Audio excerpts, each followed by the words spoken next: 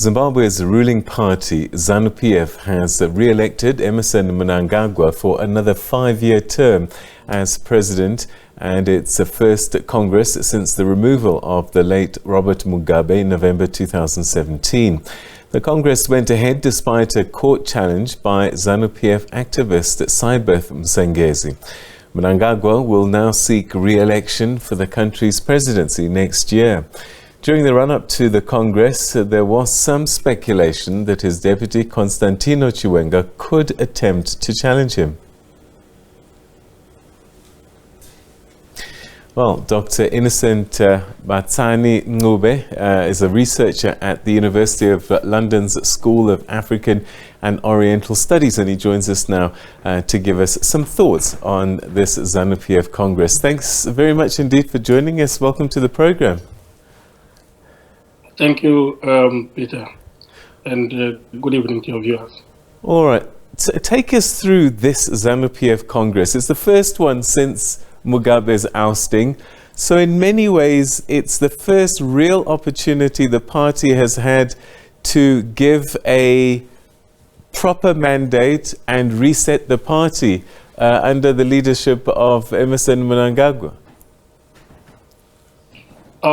Yes, Peter, it's the first ordinary Congress, but you would remember that they had an extraordinary Congress in December 2017, but that looked more like a continuation of that military transition at the time, because it was just a one-day Congress. And so you are right that this Congress is the first substantive Congress since Mugabe's ouster. And it actually marks the end of Mugabe's era in Zanu PF because the Central Committee that is going out was elected in 2014. And also the Politburo also is actually Mugabe's Politburo. What Mnangagwa did was just to reshuffle it. And that's why if you look at the top officials, their average age, the top 12 officials, is about 69 years. So I think it's time for them to transform their institution. So there was talk that President Mnangagwa was only going to be a one-term president. People talk about a deal that was made that Consolidating would take over in 2023. What's happened over time, if that is true, that's changed the game? Well, what is clear is that, we've had this idea of one-term presidents, and at the end, people want to stay on. But I'm not sure whether there is truth in that. But I think when you analyze it, the game changer here was what was the amendment of the Constitution in 2014, which introduced what they called in Zanu PF the one center of power.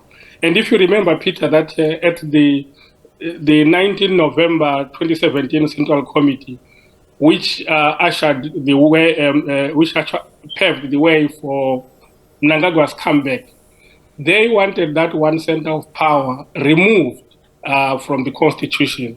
But we know that that didn't happen. And so Mnangagwa actually is the first beneficiary of that one center of power principle adopted at the 2014 Congress.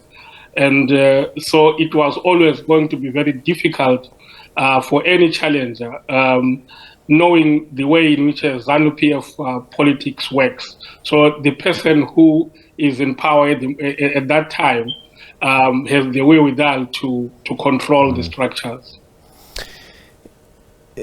What would you say is the state of the party? We hear talk of divisions at certain levels. Certainly after the ouster of Robert Mugabe, there must be people inside the party that are reminiscing about that time. And I just wonder, in 2022, going into 2023, is everyone solidly behind President Mnangagwa within Zanu PF? Very difficult to say, Peter. But reading it from what happened in 2018. So in 2018, the Mnangagwa's ascendancy was challenged by a number of people, and you remember there was also the issue of the G40 at that time. But now this has time has since dealt with that, but also political expediency, because the remnants of the Mugabe sympathizers who might have made the difference in the election of 2018. Remember, Mnangagwa only got 50% of the vote, 50.8 of the vote. So at that time, Mnangagwa was not really in control of the party. If you look at the fact that Zanu PF MPs, they managed to get a 2/3 in parliament. But now I think that things have changed. Mnangagwa has consolidated his power, but also secondly, the people who are not in support of Mnangagwa are back in the party because this Congress, as you say, while it marks Mnangagwa's consolidation, it is also a transitional Congress because on account of Zimbabwe's constitution, 2 terms, and perhaps edge issues on Mnangagwa's side, he won't be on the ballot in 2028. So there are people who are coming into the party and doing the waiting game for the next Congress. All right. So at the end of this one, what is Zanu PF going to look like, do you think? What might we see a reshuffling of political players?